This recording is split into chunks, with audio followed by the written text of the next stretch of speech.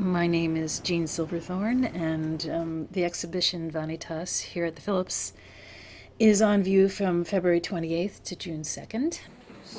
Everything in this exhibition and most of the work that I make in general is cast rubber, which sounds sort of exotic and perhaps contemporary, but the process is extremely traditional.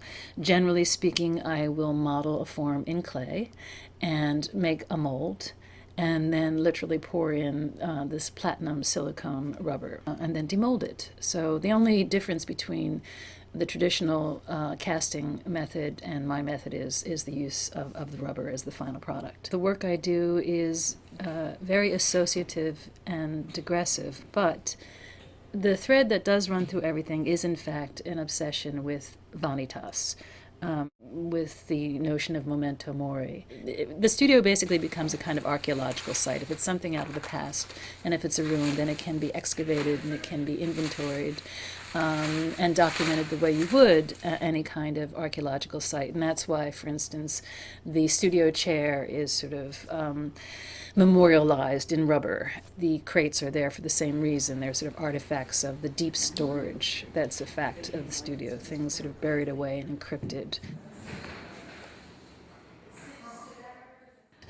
I also put in pigment. The rubber I use is transparent, and so I can put any kind of color I want inside it, and I tend to use a lot of phosphorescent pigments. And almost every piece in this exhibition, except for the crates, glows in the dark. At least some part of it will glow in the dark.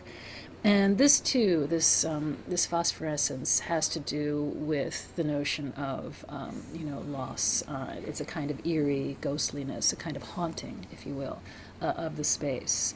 And another thing that, in terms of the thematics of the work, that has to do with loss and ruin in the studio and collapse is the fact that at a certain point, it's as if nature itself begins to grow through the cracks of the floor of the studio and through the walls of the studio, and begins to invade the studio itself. And that's why there are quite a few sort of images in this particular exhibition of flowers and weeds and grass.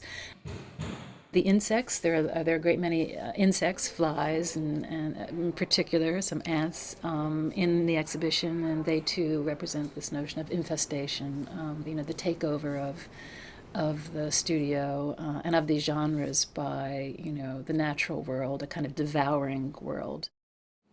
Marjorie Phillips' The Big Pear from 1955 makes an iconographic connection with my tableau, Mutant Lamp with Pears and Flies.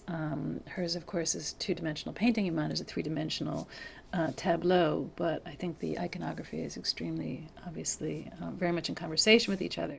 Even things like the emotions that one might feel in the studio are represented by a piece like DNA Candelabra. This is a piece that represents two candelabra sitting on the crate in which they travel around. And the candles in the candelabra are in the shape of the double helix of DNA. And on each of the candles is the beginning of the genetic sequence for a particular emotion, such as the emotion of fear or anxiety or addiction. And of course, these also are, emotions that one feels very frequently in the studio.